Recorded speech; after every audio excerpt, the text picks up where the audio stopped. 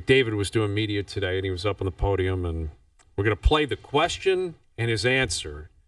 I think it's a reasonable question. I think, Jonas, you may look at it differently in terms of the way it was phrased or worded. We'll get into all this. But it speaks to who McDavid is and the moment and how big this game is tomorrow. This was from earlier today down at the Cup Final. Connor, you're the greatest player in the world. How much extra pressure is there for you to win this game and drag it back to Edmonton and win a Stanley Cup? That's a pretty heavy question. I don't think about it that way. If you think about it that way, you'd be probably pretty crippled in terms of and how you prepare and how you play. So it's a big game. Everybody knows that. I know that. And I'm looking forward to it. All right. I like the question and I like the answer. Me too, because that, I think, is at the forefront here is that this guy's the best player in the world in his second straight Cup Final, and he's on the verge of losing again.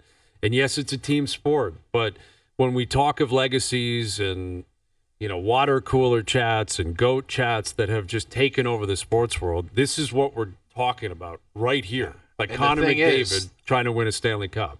They've been there 2 years in a row, but the Stanley Cup Final's not like a league guarantee. I don't care how great he is. Like 5 years could go by.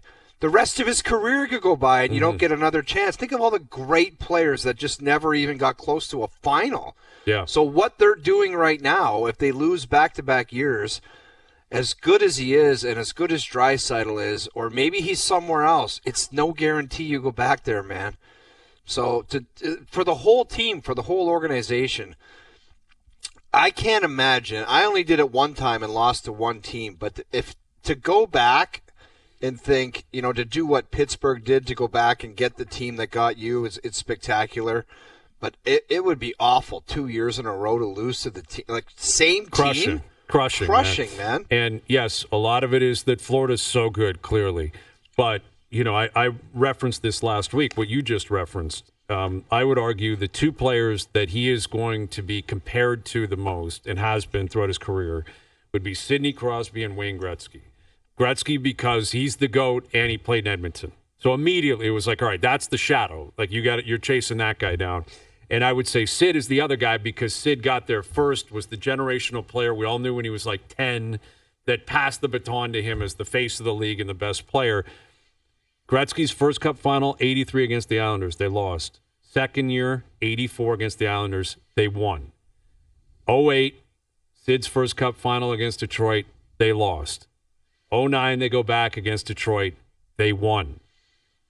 McDavid, it's like the same story, but you got to win. You got to win this. And you look at what Pittsburgh did in 09, they were down 3-2 in that series. They were down 3-2 just like the Oilers were, or are right now. And Pittsburgh found a way to win kind of two tightly checked, close, kind of low-scoring games to come back and redeem themselves and win the Stanley Cup. But that's what's at the forefront here for McDavid. Like, you got to get one. And I think the point you're making, is really important. Like, it's not just about – there's also an element of where he is in his prime, in his career. Gretzky was younger. Like, in 84, what was he, 24 years old? Sid in 09 was way younger. 23, 20, something like that. Like, yeah. McDavid's going to be 28 years old. So it's not – then it flips to, okay, are you going to win as the man, or are you just going to be a part of a win later in your career? Mm-hmm. Are you going to Ray Bourque one? Which is still very valuable and great and would be amazing for the resume. How he does it, I don't think matters, but I think it would just have that much more street cred if he does it. I think what the guy said in the question, you're the best player in the world. I think it does matter for the GOAT conversation. I think you got to win one when you're the man, and he's the man. Yzerman was 31, I think, when he won his Not first, in the same category as these players. Category. Yeah. But you're right. Like later in his career, Jordan, legend. It's not the same thing, but Jordan lost, I think, 2 years in a row to Detroit. It wasn't the finals. Eastern. And then got over the hump. I think he was like 27, maybe 28. And then won $1 million more. Yeah. No? I don't know. Yeah. Yeah, I mean, if they lose now this Jordan series, never lost in the finals. That's true. He's 6-0. Yes, as everyone knows. But let me ask you this: like, if they lose in this finals, I don't think any differently of him.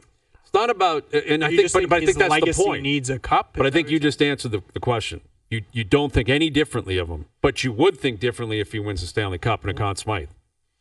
You have to. He's a winner fair. then. Okay, yeah, fair. But that's the point. Like, you're either going to be thought of the exact same, great player, best player in the game, unbelievable, or you're actually going to change how people look at you. You're just adding him to a list of the best player in the game that led his team to the Stanley Cup. Yes. Because as the old saying goes, when you have the best player in the world, you're always going to have a great chance to win.